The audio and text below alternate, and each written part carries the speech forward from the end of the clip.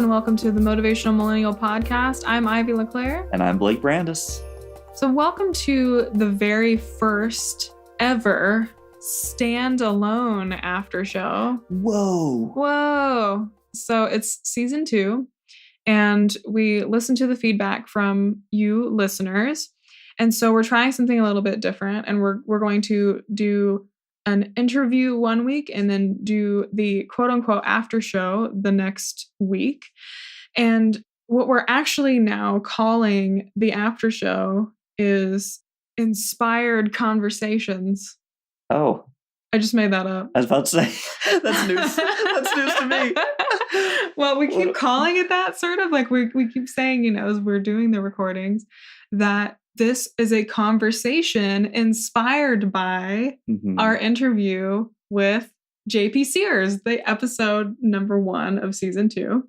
Does inspired convo sound kind of like inspired by the light of God or something? Though, we're having an inspired conversation today, ladies and gentlemen. It has been informed by the great deities above, and we are going to talk to you about all the things that will lighten up your soul and your life. Okay. So maybe Inspired Conversations isn't it. We'll figure it out. So we'll just call it standalone. We'll call it the after show. Introspection, reflection time of... It'll come. It'll come naturally. Well, we can just call them after shows until we figure out a better name. Reflection time. Reflection time. That sounds like a little kid show that's also like a personal development kid show. That's true. Like reflection time, kids. It's like some kid like punches another child and they're like, reflection time. What could Timmy have done differently? I was actually thinking more of like, what did you learn today about yourself while eating graham crackers? I don't know. Yeah, I like that too.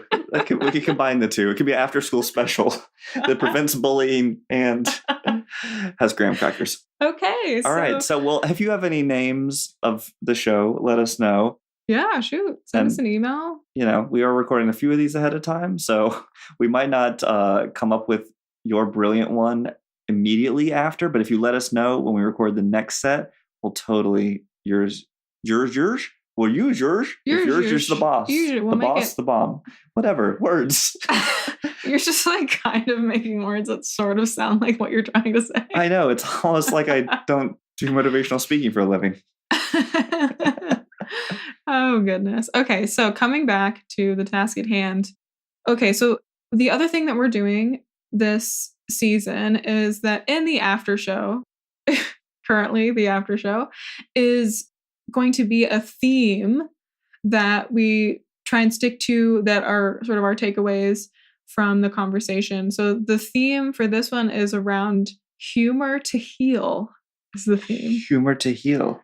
Humor to heal, like HEAL.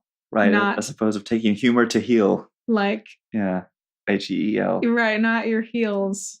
This comes from when JP was talking about his quote-unquote origin story.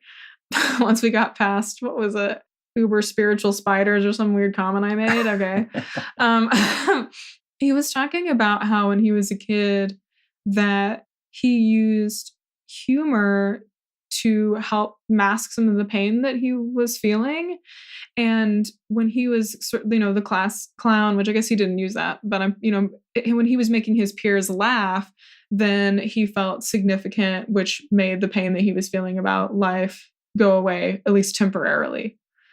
And it was such an interesting perspective for me because it wasn't something that I had ever really thought about, but it's definitely something that's been a part of me, using humor to diffuse either my current emotions. I guess I've used it in a couple of ways. One is, even if I'm like talking to my therapist and I might say something that's like really heavy and then I like kind of laugh, I've had a therapist point out to me before that I'm laughing at sort of inappropriate times because I'm subconsciously using that to diffuse the pain that I'm feeling right now. And this particular therapist was encouraging me to actually feel the pain.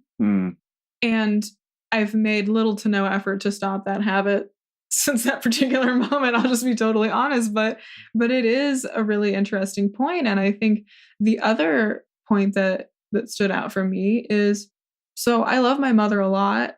Our relationship wasn't always the healthiest growing up. I am an only child and she's a single mom and she's an alcoholic. And so our relationship was like not the healthiest, right? But one of my roles that I had was, I felt at least, was to help her feel good about life. Mm-hmm. And so early on, I got really good at making my mom laugh. Like nobody can make my mom like straight up like cry, hard belly laugh than me. Mm-hmm. And it's so funny. Like as I end up belly laughing, all of these things. And, I look back to those memories and there's still they're beautiful memories to me. I think of them very positively and I'm really grateful for that because then I got to hone some of my humor skills, when I actually let that out. But it was so interesting because I'd never thought about how I was using humor in that moment, probably to feel more significant to my mother, right? To feel a sense of worthiness to my mother, because that's kind of that's what we do as kids, we want our parents to love us, And so in those moments, it was like, everything's really great. And my mom's happy and I'm making her happy. And I felt really good, like about things in life. So anyway, that was kind of a long monologue, but those were the two sort of elements of that I thought were really interesting and ways in which, I don't know, humor to heal. It's so funny that became the theme because right now as I'm talking about it, I'm seeing humor as humor to avoid. That's how comedy to cope. Comedy to go. Yeah. Maybe by the end of it, we'll reach the humor to heal element. That's true.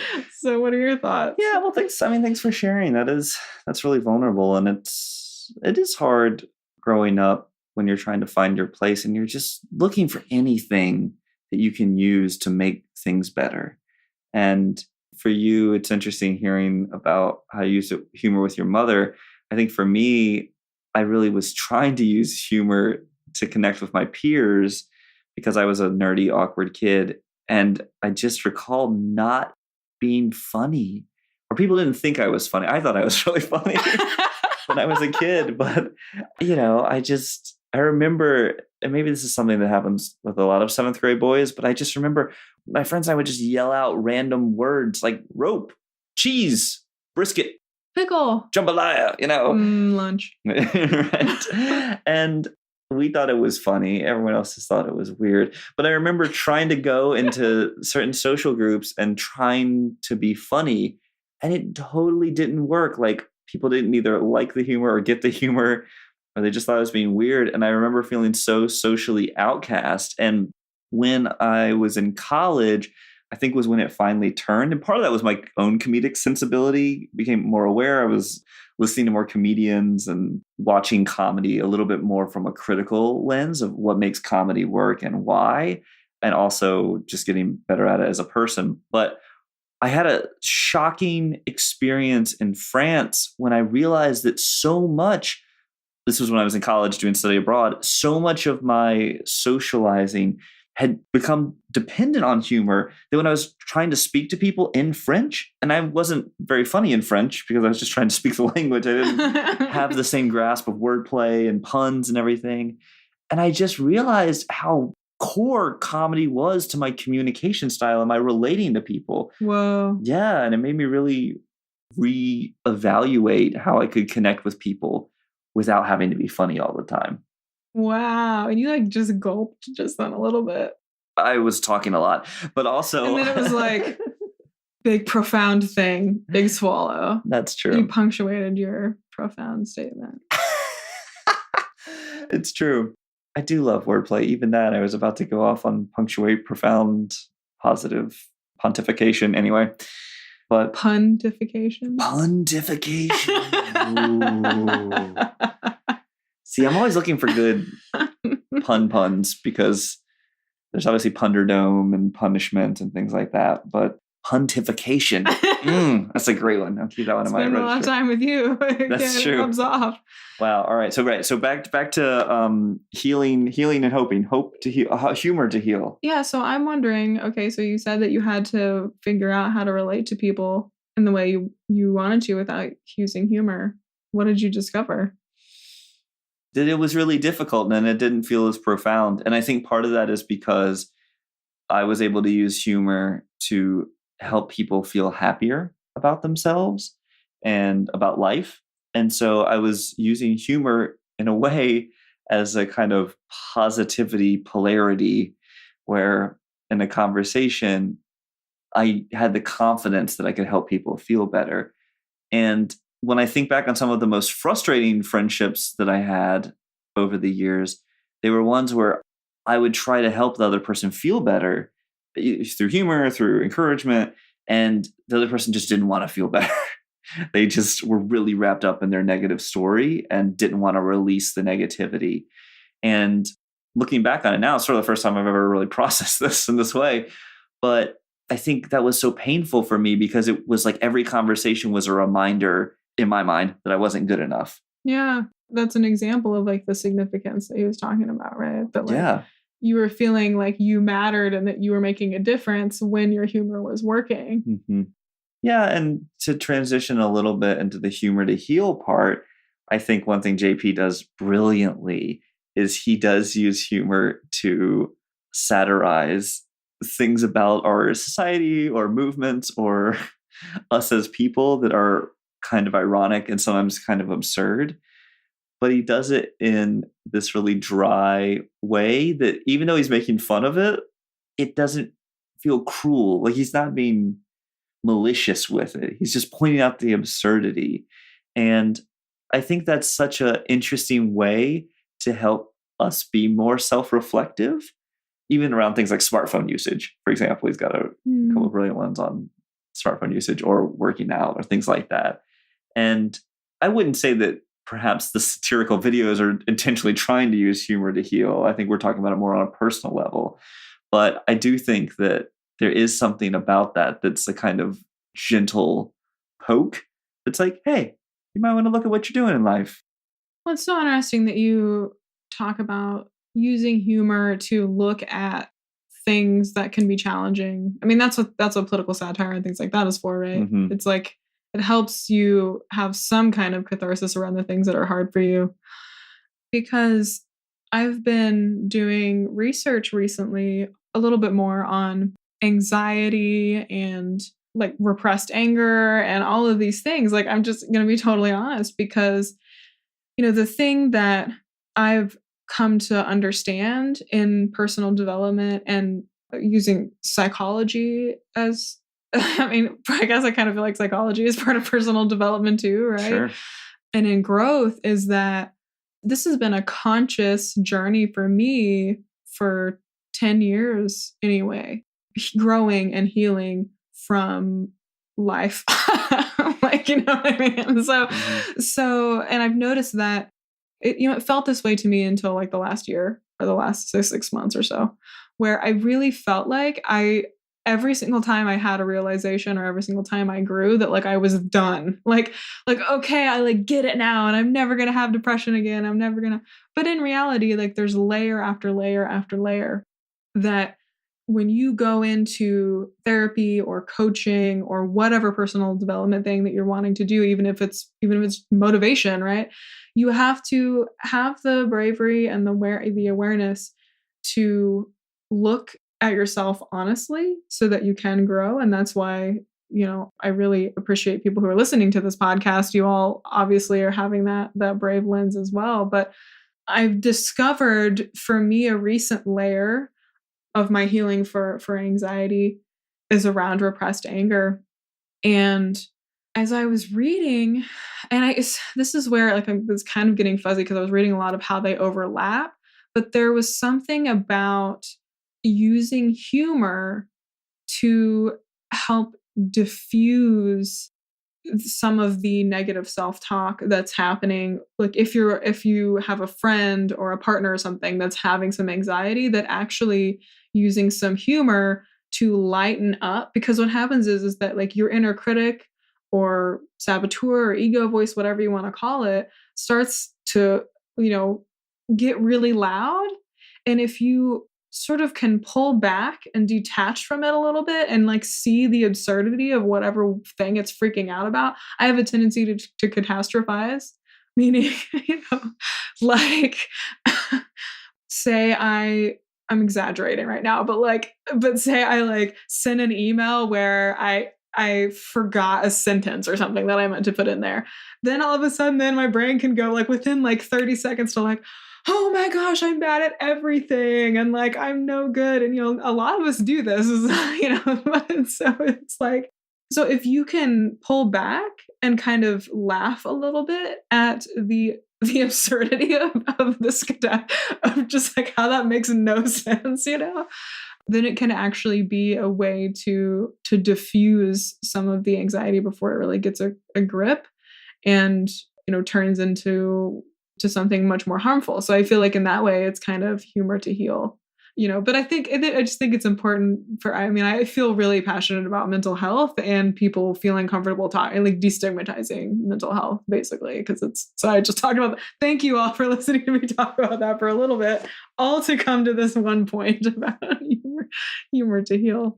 Yeah, well, thank you for sharing that. And it sounds like it has been a really challenging journey. And I'm glad to hear that humor can be one of the tools that helps disrupt the anxiety/repressed anger experience. And it also just reminds me, as you talk about the absurdity of catastrophizing, that really, if you scale out, the whole endeavor of life is really absurd. Like, eventually at some point, the sun is going to grow so big, swallow the earth, but we'll likely all destroy ourselves long before that happens, or we'll colonize the galaxy. That would be great. Elon Musk, keep doing your thing, man. But all that to say, either way, our time on this earth is limited. And one of the things humor helps me do is put everything in perspective. It's just like, look, man, you can worry about all the things you're worrying about right now. Will any of them matter in 5 years? Sometimes the answer is yes. Sometimes there are big things that are really impactful. Will it matter in 10 years? Okay, still a few things, 20 years. Okay. But when you're there on your deathbed, what will truly have mattered? What someone randomly said about you on social media, the thing you forgot to do that one day, the mistake you made. And for me, that's actually kind of reassuring because, well, it could just sound like I'm saying nothing matters at all. What I'm really saying is, nothing matters, like, in the best way possible. We all got to survive, but then after that, it's all bonus time, like, do what you want in the world, have fun, try things, make mistakes, try to make a difference, be yourself. Because, okay, now I just sound like Shia LaBeouf doing like some freeform motivational talk, but it's true. I'm just, zooming out can really help take the pressure off. I think we pressure ourselves so much. And so I worry sometimes that I lean on that a little too much. Just like zoom out as a default. But I think it can be helpful sometimes to put it all in perspective. Yeah. And so I'm kind of curious as to how you feel it. Because it was funny. You're like, yes, this is another way I use humor. And then you started talking about, I think about myself on the deathbed. And I'm like, okay. So you're saying, well, I get this from my mother. Okay, so it's more like taking the pressure off brings in levity, which is humor. Or like, what? I don't understand. It just makes it so much easier to laugh at the things that don't truly matter. Because it's like, this is absurd. Like the plane is delayed. Like, oh, everyone's getting really angry. You just laugh at like, like, we're gonna get there. We're not. It's the same reason I don't worry about planes crashing. Like, look, I'm either gonna make it there. I'm not. Like,